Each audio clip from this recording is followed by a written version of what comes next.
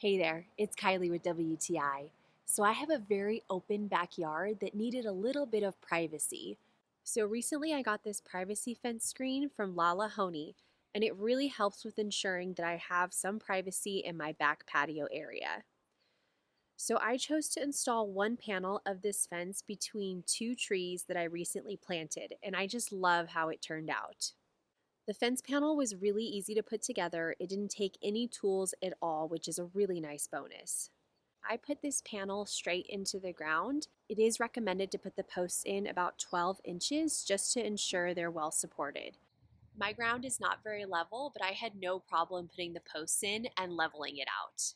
This fence is 3 feet wide and 5 feet tall, but if you choose to install it in the ground, it will be a little bit shorter than 5 feet, but I find that it provides a good amount of privacy. These fence panels can be used for a variety of purposes. I used it for privacy, but you can also hang some small plants from it, or you can use it as a trellis in your garden. This privacy fence screen from Lalahoni has really added some nice additional privacy to my backyard area, and it's just really cute and it fits in really nice with my decor. And that's my point of view.